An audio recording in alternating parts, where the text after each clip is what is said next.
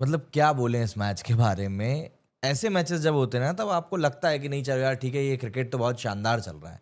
लेकिन आज जिस तरह की गलतियां आरसीबी ने और सीएसके ने दोनों ने ही आखिरी में करी हैं, मतलब एक्चुअली में आप ये डिसाइड नहीं कर सकते थे कि भाई कौन सी टीम की इज्जत बचने वाली है और कौन सी टीम खुद अपनी इज्जत को नीलाम करने के लिए बैठी हुई है।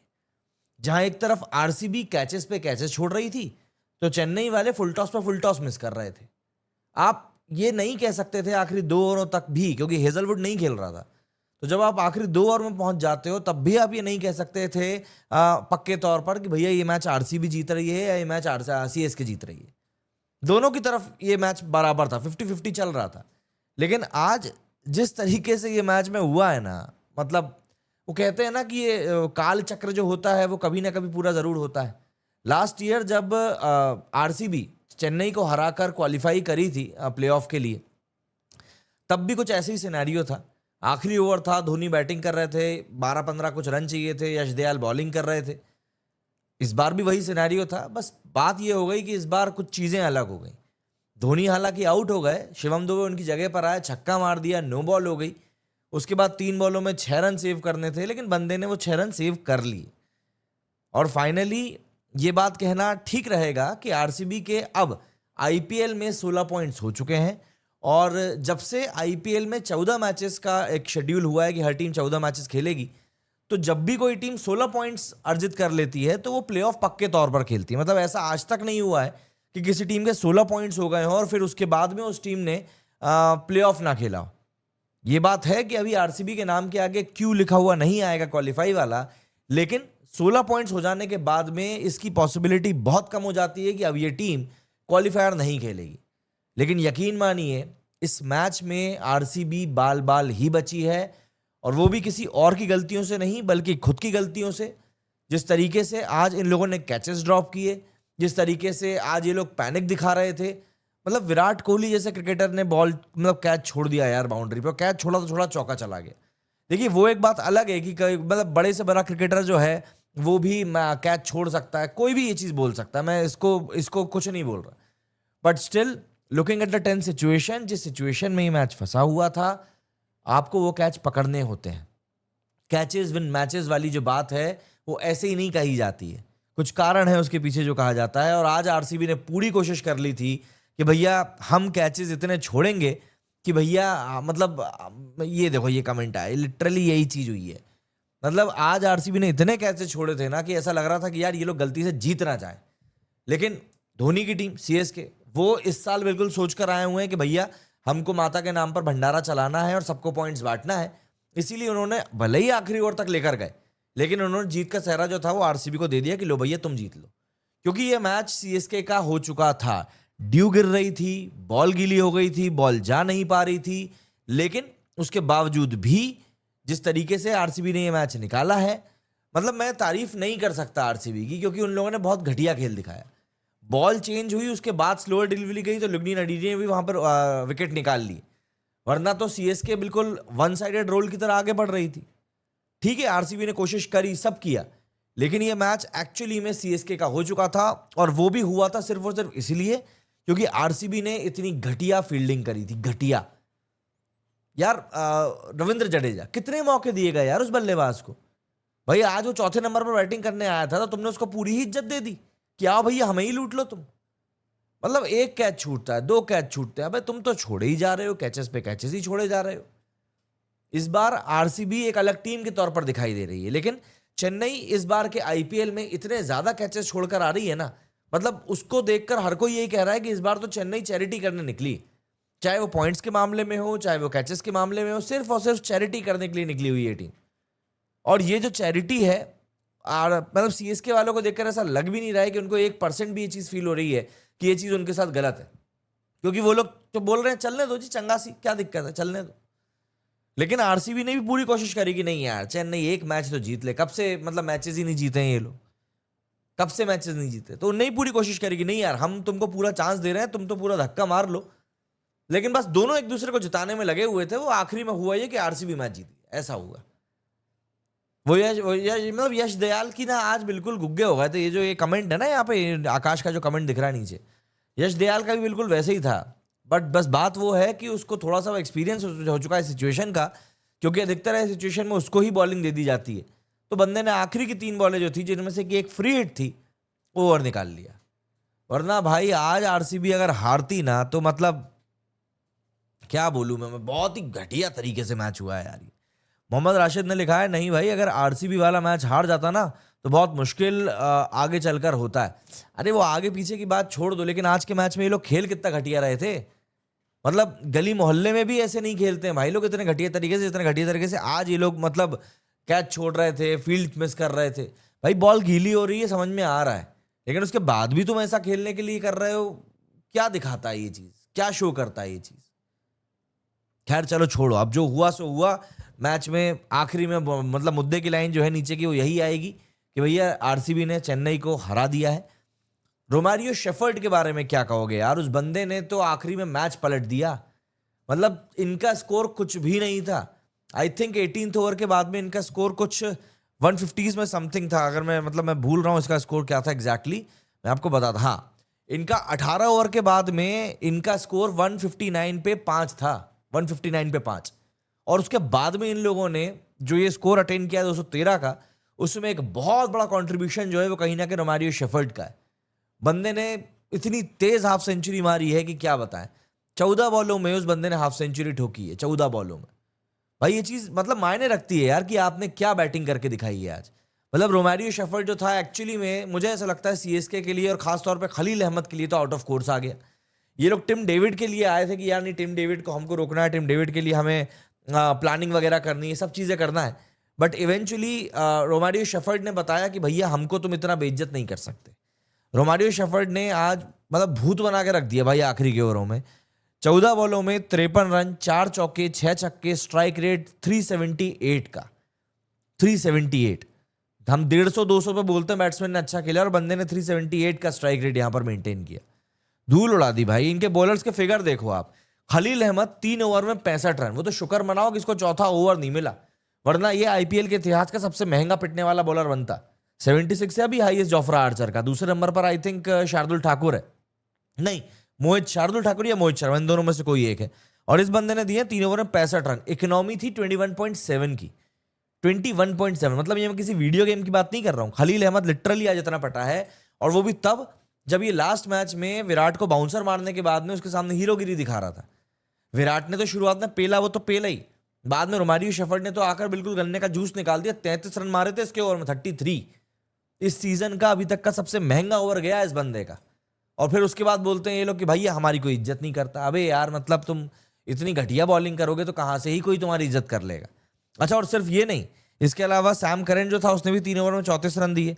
अच्छा, बात ये थी ना कि आखिरी में दिन दोनों ही ने बॉलिंग डाली, तो इसीलिए इनके ही फिगर बिगड़े हुए हैं।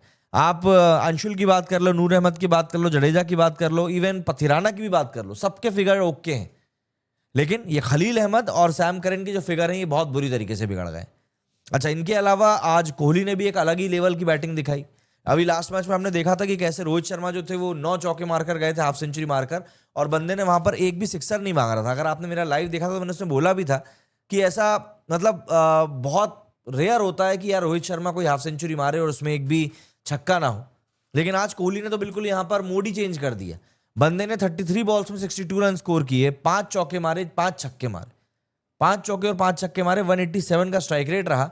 जैकब ब्रेथेल के साथ जिसने 55 रन बनाए, बेहतरीन ओपनिंग दिलाई अपनी टीम को। पहले विकेट के लिए इन लोगों ने 97 रन जोड़े थे, 10वें ओवर तक इनके 97 हो गए थे। एंड आज मतलब इस पॉइंट पर लग रहा था कि बहुत अच्छे से खेल जाएंगे, बट जो इनके लिए मैच फंसा वो इनके लिए मैच फंसा पड्डीकल और रजत पाटीदार के टाइम पर। इवन आप इसमें जितेश शर्मा को भी इंक्लूड कर लो। मतलब आप देखो, पड्डीकल ने 15 बॉलें खाई, 17 रन बनाए। रजत पाटीदार ने 15 बॉलें खाई, 11 रन बनाए। अब आप इस बात के मैग्नीट्यूड को या इन्फ्लुएंस को इस तरीके से समझो कि इन दोनों ने 15-15 बॉलें खेली, मतलब 30 बॉल खेली, मतलब 5 ओवर इन दोनों ने खेले। 5 ओवरों में इन दोनों ने मिलकर जो रन बनाए वो थे सिर्फ और सिर्फ 28 रन। अब मिडिल ओवर्स के 5 ओवरों में जहां पर कि आपकी टीम 50 रन बनाने का मादा रखती है, क्योंकि 10 की इकोनॉमी से ये लोग खेल रहे थे, वहां पर आप सिर्फ 28 रन बनाते हो। मतलब कि एक तरीके से आप 5 के रन रेट से खेलते हो वहां पर, तो टीम तो फंसनी थी ना, और वहीं पर टीम फंस भी गई। जितेश शर्मा ने भी 8 बॉल खेली, उसमें 7 रन बनाए। तो एक तरीके से इनके 6 ओवरों में सिर्फ कुछ 30-35 रन ही बन पाए थे। और रोमारियो शेफर्ड ने ही एक्चुअली में वहां पर आकर इस पूरे गेम के सिनेरियो को बदल दिया। और यही कारण है कि टीम ने इतना बड़ा स्कोर जो था ये 213 रनों का, ये लोग ये बना पाए। वरना आरसीबी आज बहुत बुरा फंसने वाली थी। टॉस ये लोग ऑलरेडी हार गए थे, मैदान पर ड्यू आने वाली थी, और अगर इनका स्कोर 170-180 के आसपास फंसता तो ट्रस्ट मी ये मैच चेन्नई का था, इसमें कोई दो राय नहीं है, और आज इनका खेल खत्म हो जाना था। अगर हम लोग यहाँ पर इसकी बैटिंग की बात करें कि भैया इनकी कैसी क्या बैटिंग रही चेन्नई की, तो चेन्नई की बैटिंग के लिए आयुष महात्रे ने आज बहुत शानदार इनिंग खेली है। मतलब बंदे ने एक तरफा पारी खेली, भुवनेश्वर कुमार को बिल्कुल भूत बना दिया था। 23 रन आई थिंक हिट किए थे, बहुत तरीके से हिट कर रहा था, और ऐसा नहीं था कि कोई क्रिकेटिंग शॉट ना हो, बिल्कुल प्रॉपर क्रिकेटिंग शॉट यहाँ पर बंदे ने खेला। और ऐसे शॉट्स खेले जिसको कि देखकर आपको ऐसा लगेगा ही नहीं कि यार ये बंदा बहुत मतलब पुश कर रहा है खुद को। और सबसे अच्छी बात जो मुझे लगी कि ये बंदा सेंचुरी के ऊपर खड़ा था, 94 पे था, और चाहता था बहुत आराम से मतलब टुकुर टुकुर करके अपनी सेंचुरी पूरी करता, क्योंकि एक माइलस्टोन है। But still he went for the big shot, क्योंकि उस समय उसकी टीम को छक्कों की जरूरत थी, और यही कारण रहा कि बंदा एन मौके पर आउट हो गया। हालांकि वो एक स्लोअर डिलीवरी भी थी, और अगर वो आयुष के बैट पर ठीक ठाक आ गई होती तो वो भी छक्का ही था, क्योंकि बाउंड्री से बहुत ज्यादा अंदर कैच नहीं पकड़ा गया वो। बट ठीक है, 94 रन बंदे ने बनाया, 195 का स्ट्राइक रेट रहा। नेवरदलेस आप इस पारी को मतलब कमतर नहीं आंक सकते। इनके अलावा आज शेख रशीद जो था वो ठीक ठाक खेला, मतलब फेल ही रहा 14 रन बना के। सैम करन जो पंजाब के खिलाफ फट पड़े थे वो आज फिर से फ्लॉप हो गए। रविंद्र जडेजा ने लेकिन सरप्राइजिंगली यहाँ पर एक बहुत शानदार पारी खेली, और इन दोनों ने तीसरे विकेट के लिए एक बहुत बढ़िया पार्टनरशिप करी। 58 पर इनका दूसरा विकेट गिर गया था, और उसके बाद में इन लोगों ने ऑलमोस्ट 114 रन की पार्टनरशिप करी। आयुष महात्रे ने और रविंद्र जडेजा ने मिलकर 114 रनों की पार्टनरशिप करी तीसरे विकेट के लिए। लेकिन उसके बाद इनके विकेट जो थे बहुत जल्दी जल्दी 2 विकेट गिर गए थे। मतलब डेवाल्ड ब्रेविस जो था वो भी तुरंत ही आउट हो गया था। उसके बाद धोनी आए, लेकिन देखिए आज की तारीख में आपको इस बात को समझना पड़ेगा कि धोनी अब वैसी हिट नहीं कर पाते हैं जैसी वो एक समय पर किया करते थे। बॉलिंग की अगर हम बात करें इनकी, तो भैया बॉलिंग जो थी इनकी मतलब ऐसी थी कि चलो ठीक है हो गई वाली बात थी, क्योंकि कहीं ना कहीं सीएसके ने भी काफ़ी ज़्यादा मौके मिस किए। आपको फुल टॉस बॉल आ रही है, आप मार नहीं पा रहे हो, आप गैप्स नहीं ढूंढ पा रहे हो, आप सीधे बॉलर के फील्डर के हाथ में बॉल मार रहे हो, तो ऐसे तो रन ऑब्वियस सी बातें नहीं बनते हैं। मुद्दा बस यही है कि भैया आज के मैच में जो चीज़ें हुई हैं उनको देखने के बाद में आप मतलब कब तक और कैसे क्या इग्नोर करोगे, ये एक समझने वाली बात। ये टीम जो है वाकई में अब एक ऐसी टीम बन चुकी है, मतलब मैं सीएसके की यहाँ पर बात कर रहा हूँ, जो एक समय पर इतनी ग्लोरी लेकर चलते थे कि भैया हम 5 ट्रॉफी जीत कर बैठे हुए हैं।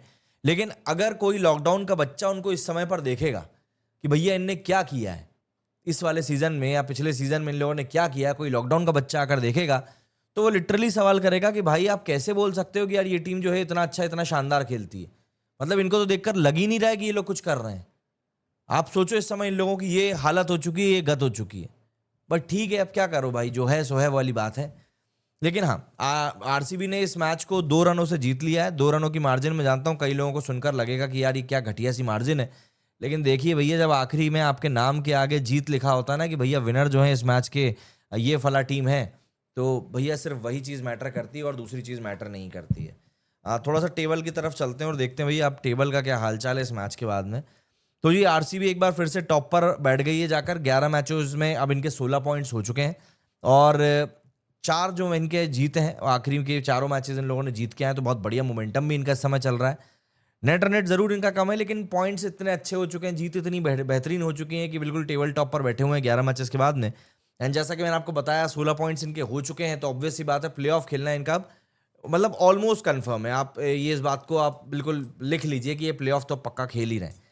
और अगर हम लोग सीएसके की बात करें तो जी उन्होंने भी अपनी जो जगह है कंसोलिडेट करी है आखिरी की। 11 मैचेस में सिर्फ 2 मैच जीते हैं और 9 मैच हारे हैं। सबसे बड़ी बात, मैं बहुत सारे शोज देख रहा था, कई सारे ट्वीट्स देख रहा था, उसमें लोग यही कह रहे थे कि चेन्नई तो आज का मैच आरसीबी को पक्के तौर पर हरा देगी, क्योंकि इनके पास अब खोने के लिए कुछ नहीं है। अरे देखिए, ठीक है मान लिया कि इनके पास खोने के लिए कुछ नहीं है, लेकिन इसका मतलब ये भी तो नहीं है ना कि ये लोग जीतना सीख गए। भाई अभी तक इन लोगों की बैटिंग इतनी बुरी फ्लॉप रही है कि इनको खुद ही ट्रस्ट नहीं है अपनी बैटिंग के ऊपर, और फिर आप 213 रन का स्कोर जब चेस करने के लिए आते हो तो उसका प्रेशर अलग रहता है। आयुष महात्रे और जडेजा ने बहुत अच्छी पार्टनरशिप करी, लिटरली बहुत अच्छी पार्टनरशिप करी, और जब आप इतने बड़े स्कोर को चेस कर रहे होते हो तो आपको ऐसी ही पार्टनरशिप की जरूरत होती है। लेकिन लेट्स बी वेरी फ्रैंक, इस तरह के मैचेस में आपको कोई बैट्समैन ऐसा चाहिए होता है जो हाथ उठाकर जिम्मेदारी ले और बोले कि नहीं मैं इस मैच को आखिरी तक लेकर जाऊंगा। और अगर आपके पास में ऐसा कोई बैट्समैन नहीं है जो ये बोल सके कि नहीं मैं इस मैच को आखिरी तक लेकर जाऊंगा, तो फिर आप इतने बड़े टोटल्स का तो मतलब चेज आप नहीं कर सकते। ये मतलब बहुत बेमानी से बात हो जाएगी अगर मैं कहूंगा कि नहीं चेज हो जाता है तो, क्योंकि इतने बड़े टारगेट जो रहते हैं ना ये बहुत मुश्किल से चेज हो पाते हैं अगर आपका कोई भी बैट्समैन ऐसे लग के बिल्कुल चिपक के नहीं खेल रहा है तो। ये बहुत एक अजीब सी बात हो जाती है। धोनी को आईपीएल के बाद आराम करते देख फैंस बोले माही भाई आप अब क्या कर रहे हो, तो धोनी ने कहा कि आप सिर्फ खेतों में हेलीकॉप्टर शॉट्स मार रहा हूं ट्रैक्टर पर बैठकर। बंदा अलग ही जोन में चला गया है। शिवम ने लिखा है भाई थाला is the best finisher, one day CSK is finished. One day की बात मत करो भाई, वो वनडे आ चुका है। CSK is already on the route to get finished. Study ने लिखा है भाई आरसीबी का फैन हूं और ये मैच आरसीबी ने अपने हाथों से सीएस को दे दिया था कैच ड्रॉप करके, बट यार सीएसके के फैंस वो डीआरएस के टाइम पे हाँ देखो वो एक थोड़ा सिनेरियो फंसा था। देखो अब वहां पर कंट्रोवर्सी ये हुई थी कि उनका कहना था मतलब बेथेल था आई थिंक वहां पर स्ट्राइक पे जिसको कि एलबीडब्ल्यू दिया गया था। अब देखो वो बोल रहे हैं कि भैया वहां पे बड़ी स्क्रीन के ऊपर टाइमर नहीं चला। अब ये सारा जो कन्फ्यूजन है ना ये हुआ है तो वहां पर अंपायर की जिम्मेदारी थी कि कम से कम वो टाइमर का था जो था प्लेयर्स को बताता कि भैया टाइमर चालू है। पर अब ठीक है ये एक ह्यूमन एरर आप कह सकते हैं कि जो हुआ है। लो जी इस तरह के एलिगेशंस भी लग रहे हैं, पूरा का पूरा फिक्सिंग हुआ है भाई। बोलना ब्रेविस किस हिसाब से आउट था, क्यों नहीं आउट था भाई, डीआरएस जो था वो नहीं लिया ना, टाइमर तो खत्म हो गया था। अब वही है यार, अब आप मतलब क्या बोलो। ये देखो यहाँ पे ये देखो ये बंदा जो है ये आरसीबी को फिक्सर कह रहा है और ये देखो यहाँ पर ये सीएसके को फिक्सर कह रहा है। मतलब ऐसा है कि जिसकी जलनी है उसकी तो जलनी है, चाहे वो उधर का हो चाहे वो उधर का हो। लेकिन भाई बुरा लगता है आयुष मात्रे के लिए, बहुत बुरा लगा हुआ है। बंदा क्या पारी खेला और 17 साल का लड़का था और क्या ही पारी खेला है। 94 रन देखिए बहुत बढ़िया खेला बंदे ने। और सबसे अच्छी बात यह है कि चाहे वैभव हो चाहे प्रियांश आर्या हो, ये सब जितनी साई सुदर्शन हो, ये जितने भी प्लेयर्स हैं ना ये कहीं ना कहीं अनकैप प्लेयर्स हैं। और इस बार इन अनकैप प्लेयर्स ने आईपीएल में बिल्कुल धूम मचा के रखी हुई है। और ये बताता है कि क्यों आईपीएल की ज़्यादा से ज़्यादा टीमों को इंडियन टैलेंट के ऊपर इन्वेस्ट करना चाहिए। और वो लोग आपको मतलब ये थोड़ी धंधे वाली बात हो जाएगी लेकिन ये लोग आपको कम कीमत में ज़्यादा रिटर्न देने का पूरा मादा रखते हैं। और ये बात हमको इस मैच से भी एकदम क्लियर तौर पर मतलब समझ में आती है कि भाई इस चीज़ को आप बिल्कुल कंसिडरेशन में रख सकते हैं।